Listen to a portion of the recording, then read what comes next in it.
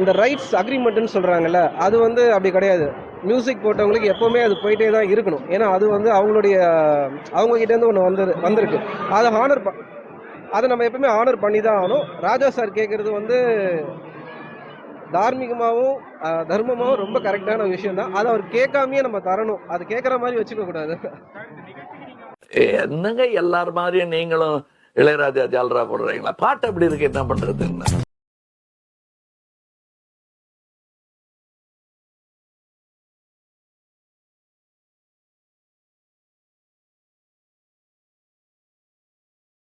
அவங்க சொல்கிற கமெண்ட் வந்து என்னை வந்து மாற்றிடுமா?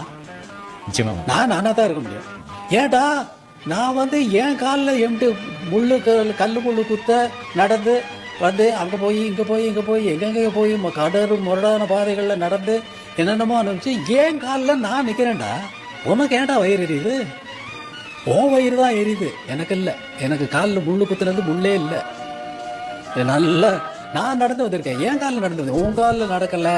ஞாபகம் வச்சுக்கோ, உன் காலில் நடக்கலை, என் காலில் நடந்திருக்கேன். இன்னும் என் காலில் தான் நான் நிற்கிறேன். உன் காலில் நிற்கலை, இன்னொருத்தன் காலையும் நான் தேடலை.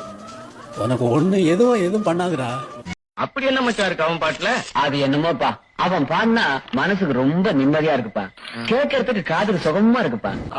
அது நான் இன்னுமே தேடிட்டே இருக்கேன். அவர் மியூசிக் வந்து ரொம்ப ஒரு சோல் அட்ராக்டிவ். அதாவது அவர் மட்டும்தான் குட் மியூசிக் கொடுக்குறாருன்னு நான் சொல்ல மாட்டேன். நிறைய பேர் யார் வேணா குட் மியூசிக் போடலாம், யார் வேணா குட் டியூன்ஸ் போடலாம். பட் அவர் மியூசிக் மட்டும்தான் சோலை டச் பண்ணுது. அது ஒரு மர்மம். அது என்னன்னு எனக்கே தெரியல. பட் வந்து அவர் மியூசிக் கேட்கும் போது தான் அது நம்மளுக்கு ரொம்ப இட்ஸ் மை ஓன் மியூசிக் அப்படின்னு எனக்காக போட்டதுங்கிற மாதிரி ஒரு ஃபீலிங் கிடைக்கும் எனக்கு. மற்றவங்க மியூசிக்லாம் நல்ல பாட்டுங்க இருக்கு, இது நல்ல பாட்டு, அது நல்ல பாட்டுன்னு சொல்லலாம். பட் அது வந்து நம்மளுக்கு ஒரு சொந்தமாக தெரியாது. இது வந்து he's my man, he's playing something, he has created something for myself அப்படின்னு தோணும். ஸோ அதனால அந்த என்ன சொல்றது, ஒரு ஸ்பிரிச்சுவல் பாசம்னு சொல்லலாம் அவர் மேலே, ரொம்ப எக்ஸ்ட்ரீம் பாசம். அதனால அந்த அட்ராக்ஷன் வந்துச்சுன்னு நான் நினைக்கிறேன். ஏன்னா வேற ஏதாவது வேலை நம்ம பண்ணிட்டு இருக்கும் போது கூட அவர் மியூசிக் டிஸ்டர்ப் பண்ணும், நம்ம வந்து அப்படியே டிவேட் ஆகி அங்கே கூட்டிட்டு போயிடும். அது என்ன மர்மம்னே எனக்கு தெரியல.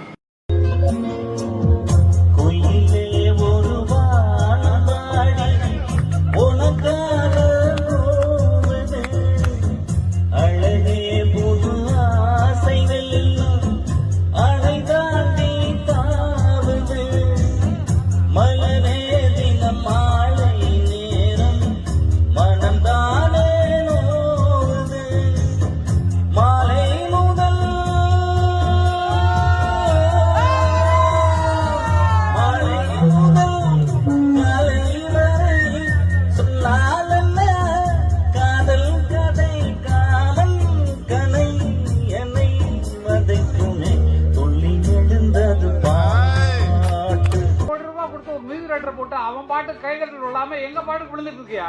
பொட்டு வச்ச தங்க கொடம் ஊருக்கு நீ மகுடம் போட்டோம் என்றாலும் அது நம்மூரை போல வருமா? ஜோடி மஞ்ச கோருவி நாடுன பாட்டுதான். சாஞ்சாடு நெஞ்ச தழுவின்னு பணத்தாசல் கொட்டி கிடக்கும். வேர்ல்டு ரூல்ல தான் நாங்கள் ஃபாலோ பண்றதை தவிர இந்தியன் ரூல்ல கொண்டு வந்தாச்சு. அதை லண்டன் எங்களுக்கு ஆஃபீஸ், மெயின் ஆஃபீஸ் இருக்கு. உலகம் ஃபுல்லாக என்ன ஒருன்னா, மைக்கேல் ஜாக்சன் அவர் மியூசிக் பண்ணி அவர் பாட்டு எழுதி அவர் நடிக்கிறார் இல்லைங்களா, அவர் கொண்டு வந்த திட்டம் தான் கொண்டு வந்தது. அது எல்லாருக்கும் அப்படி பரவிடுச்சு. காரணம் என்னன்னா, நம்மளுடைய படைப்பு. இப்போ வந்து கதாசிரியருக்கு கதையில் உரிமை உண்டு, எத்தனை லாங்குவேஜ் மாற்றினாலும் அவங்களுக்கு உரிமை உண்டு. பாட்டுக்கும் அவங்களுக்கு சம்மந்தம் இல்லை. ஏன்னா தனி கிரியேஷன், தனி உங்கள் பாட்டை படத்துக்கு ஒட்டாமல் ஒரு மியூசிக் டைரக்டர் போட்டு நீங்கள் வந்து அவங்கள்ட்ட பாட்டு வாங்குறீங்க. உங்கள் படத்துக்கே போட்ட ஸ்பெஷல் சாங்கு, அதுக்கு பாட்டு எழுதுனது ஒருத்தர், அவருக்கு 2 பேர் தான் கிரியேட் பண்ணுறவங்க. அதுக்கப்புறம் தான் அடுத்த கூலிக்காரங்களாக வர்றது பிளேபேக் சிங்கர்ஸ் வருவாங்க. அவங்களுக்கு பணம் கொடுக்குறோம், அவங்க வந்து பாடுறாங்க.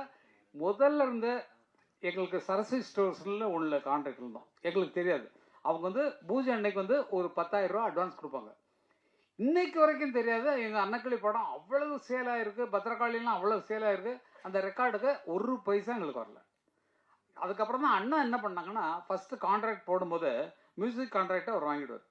தட் இஸ், பணத்தை எவ்வளோ நாள் கம்மி பண்ணிக்கோ, எனக்கு இந்த மியூசிக் ரைட்ஸ் எங்கிட்ட தான் இருக்கும் லைஃப் லாங். ஏன்னா எங்கள் அண்ணனோட லைப்ரரியில் அது வந்துடும், என்னோட பாட்டுகள் எல்லாமே அது வந்துடும்.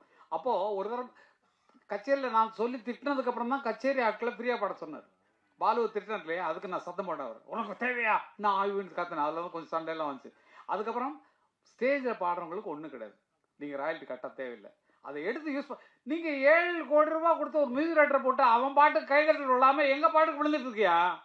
நீ பொட்டு வச்ச தங்க கோடம் ஊருக்கு நீ மகுடம் போட்டோம், அந்த பாட்டை போட்டு நீங்கள் ஆண்டிங்கன்னு அர்த்தம். சொர்க்கமே என்றாலும் அது நம்மூரை போல வருமா? 7 கோடி ரூபாய் கொடுத்தவன் பாட்டு கிட்டாவில்ல, எங்கள் பாட்டை போட்டவொன்னே கைதட்டல் வருது. என் ஜோடி மஞ்சக்கோருவி நாடுன்னு பாட்டு தான், சாஞ்சாடு நெஞ்ச தழுவின்னு.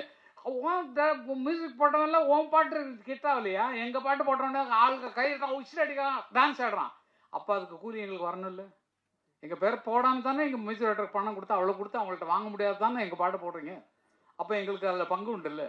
எங்களுக்கு கொடுத்துருக்கணும் இல்லை? எங்கள்கிட்ட பெர்மிஷன் வாங்க, பெர்மிஷன் கேட்டால் ஃப்ரீ அண்ணன் கொடுத்துருவார். இப்போ கேட்காம போடுறதுனா அவருக்கு கோவம் வர்றது காரணம். எங்கிட்ட கேட்கல, எங்கிட்ட பெர்மிஷன் வாங்கலை அப்படின்னு சொல்லி சண்டை போடுறது காரணம் பணத்தை ஆசை இல்லை சார், கொட்டி கிடக்கு. பல பேர் நினைக்கிறீங்க, ஆனால் வந்து இந்த ரூலுங்கிறது விதிப்படி நம்ம போயே ஆகணும். விதி எவ்வளோ உருவாக்குனானோ, இப்போ இவங்க கதையை வந்து வேறு லாங்குவேஜில் போட்டாங்கன்னா இவங்க எவ்வளோ வேணாலும் கிளைம் பண்ணலாம். என்னோட சீன்ஸ் இவ்வளோ, அதாவது எங்களுக்கு 40 செகண்ட்ஸ்னு வச்சுக்கலாம், அதெல்லாம் ரூல்லாம் சொன்னால் உங்களுக்கு புரியாது. அந்த மாதிரி அவங்க கதையின் மெயின் கருவை எடுத்து வேறு கதை பண்ணாலும் இது நம்ம கதையில் கூப்பிட்றாவன அப்படின்னு சொல்லி கூப்பிட்டு நம்ம வாங்கிக்கிறதுலாம் ரைட்ஸ் உண்டு. எவன் உருவாக்குனானோ அவனுக்கு அதில் பங்கு உண்டு. அந்த மாதிரி தான் அந்த ராயல்ட்டிங்கிற விவரம் போயிட்டுருக்கு. அது இனிமேல் பிரச்சனையே வேண்டாம். ஏன்னா பாருங்கள், எந்த படத்துக்குமே வராது. ஏன்னா எங்களுக்கு தெரியல, நம்மகிட்ட பெர்மிஷன் கேட்காம போட்டுக்கானே அப்படிங்கும் போது தான் உங்களுக்கு வருது. அஜித் படம் அதெல்லாம் ஒன்றும் இல்லை, எங்கள் பாட்டு அவ்வளோதான். ஒன் மியூசிக் டைரக்டரால் போட முடியல, எங்கள் பாட்டு தான் உனக்கு ஜெயிக்க வைக்குது அப்படிங்கிற சந்தோஷத்தோடு இருப்போம். அது கேட்டுருந்தா இன்னும் சந்தோஷமாக கொடுத்துருப்போம். கேட்கலங்கிறதுனால தான் கொஸ்டின். என்னுடைய சொத்தை எப்படி திருடலாம், நீ என்னுடைய கேட்டுக்குள்ள எப்படி நுழையலாம், நீ தான் ஒரு மியூசிக் டைரக்டர் வச்சிருக்கே அவனை படத்து இல்லையா அந்த மாதிரி அப்படின்னு சொல்லி அவங்கள என்கரேஜ் பண்ணுறதுக்கு தான் அந்த விஷயம் எல்லாம். அதனால எல்லாமே நல்ல வைக்கிறது தான் புரிஞ்சுக்குங்க. எல்லாம் எங்களுக்கு பணத்தாசை கிடையாது இல்லை, எக்கச்சக்கமாக இருக்குது, செலவு பண்ண முடியாமல் எக்கச்சக்க பணம் வச்சுருக்கோம். ஒரு ரியல் எஸ்டேட் அது யாருக்கு நாங்கள் ஏன் ஹெல்ப் பண்ண, நீங்கள் உழைச்சி முன்னுக்குவாங்க. நீங்கள் யாரும் என்ன பண்ணுறீங்கன்னு கேட்குறீங்க, அதெல்லாம் இல்லை. ஏன்னா இப்போ கல்யாண மண்டபம் கட்டி வாடகை தான் விடுவான், நல்ல துட்டு உட்காந்துப்போம். எதுக்கு இது அடுத்த பிஸ்னஸ்ஸு? நம்ம வரக்கூடிய அடுத்த சந்ததிகளுக்கு சேர்த்து வைக்க தான் அப்பங்காரம் இருக்கான்.